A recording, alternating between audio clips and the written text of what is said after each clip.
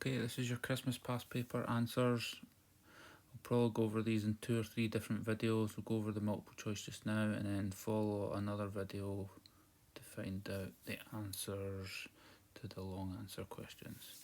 So when sodium chloride, solid sodium chloride, dissolves in water, a solution containing sodium ions and chloride ions is formed. And you need to find out which of the following equations shows the state symbols. So it's already told you it's solid sodium chloride, so that could be A, B or D, so it's not C. Water is always as a liquid, it's not aqueous, so it can't be B. Makes sodium plus and Cl minus, and remember when you draw ions they are always in aqueous form, so it cannot be A. The answer therefore has to be D. So 1 mark for each of these that you get right. Right, table 2 shows the times taken for half a gram of magnesium to completely react with acid under different conditions. So we've got as 2 0.1s and 2 0.2s. So it's asking for the same amount of magnesium to complete with 0.2 at 25. So we've got 0.2 at 40, we've got 0.5 at 30. So we know the time is going to be higher than that is in 30, so it's going to be higher than 20, and we've also got a 25 degree here at 0.1, so it has to be between these two numbers here, 20 and 60, so the answer is C. Number 3. When an atom X gets changed to X plus, what happens? So sodium going to sodium plus as an example. Sodium is 281 and sodium is 28. So therefore, for that to happen, the number of occupied energy levels decreases by 1. So the answer is D. The mass number does not change. No, you're only losing an electron. The mass has not been changed. The atomic number is still sodium, and the charge on the nucleus does not change.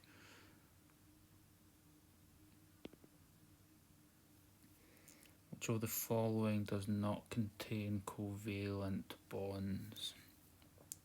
So copper is metallic, so it's not that. Oxygen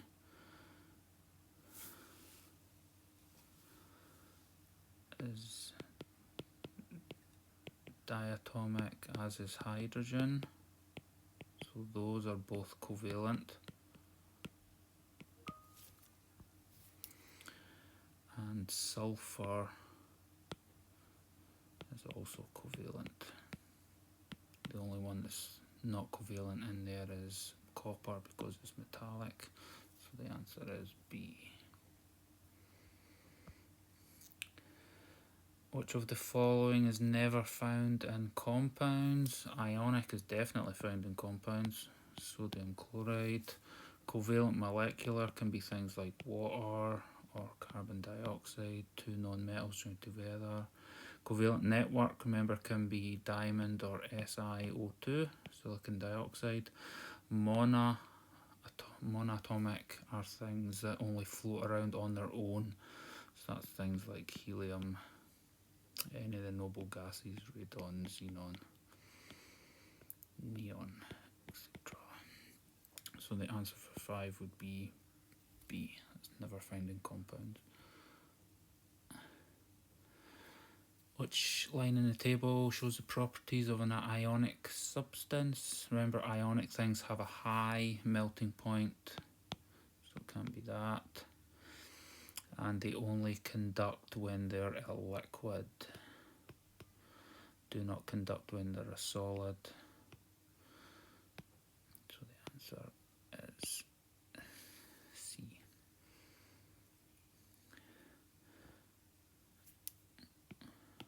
Right, number 7. What is the name of the compound? A lot of people find this quite tricky.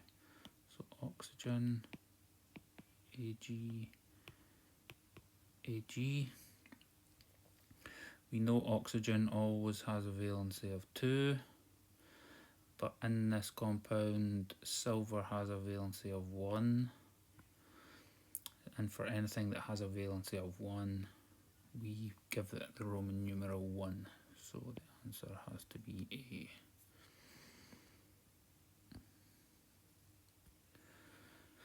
An element was burned in air, the product was added to water, producing a solution less than 7, so acidic. So if something is burned in air, remember it turns into an oxide. So we've got tin oxide, zinc oxide, sulfur oxide or sulfur dioxide, and then we also have sodium oxide, Na2O. Remember, if something's a metal oxide, that's a metal, that's a metal, and that's a metal, and it's soluble, which you would need to check your data booklet for. Metal oxides make alkaline solutions if they're soluble. But non-metals like sulfur, carbon, nitrogen, if we burn them in oxygen, remember the experiment we did in the fume hood turned the universal indicator red very quickly. Sulfur dioxide is one of the gases that contribute to acid rain, so it has to be sulfur. C. 9 you couldn't do yet. 10, 11, 12, 13, 14 you couldn't do. 15, which of the following? Carbon monoxide on its own. So magnesium is very reactive, as is aluminium and calcium. They're all at the top of the reactivity series. They are all electrolysis, and nickel is what we need to heat with carbon monoxide. 16 you couldn't do. 17, smoke particles make use of radiation which is easily stopped in a smoke detector. So if it's easily stopped by smoke particles, it can only travel a few centimetres, and that should be triggering in your brains that if it only travels a few centimetres then it has to be alpha. Gamma is very dangerous to cells in the human body, so it cannot be any of the gamma ones.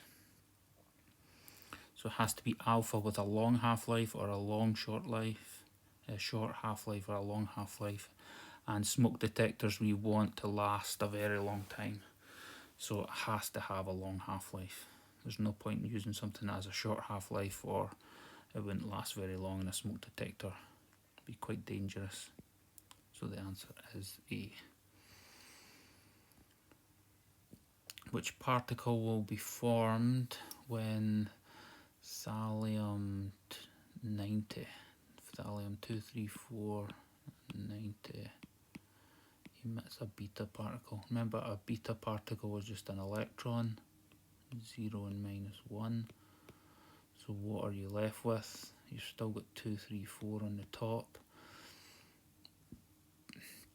and you're going to have 91 plus -1 gives you 90. Protactinium 91, and there's only one of them that could be A.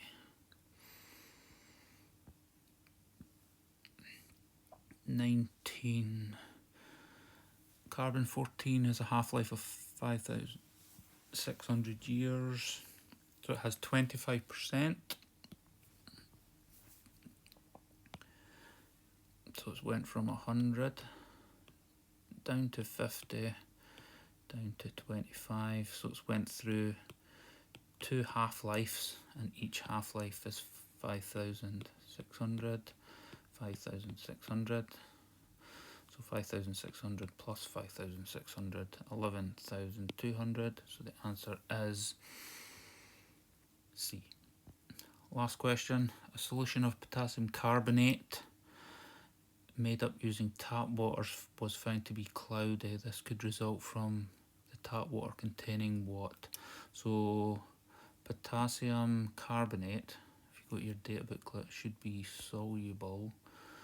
Potassium carbonate, very soluble. So one of these, A, B, C or D, must be insoluble when it mixes with the carbonate. So either lithium carbonate, calcium carbonate, sodium carbonate or ammonium carbonate must be insoluble for it to be slightly cloudy. So just go back to your data booklet. Ammonium carbonate is very soluble. There. Calcium carbonate, insoluble. Just check the other ones over here.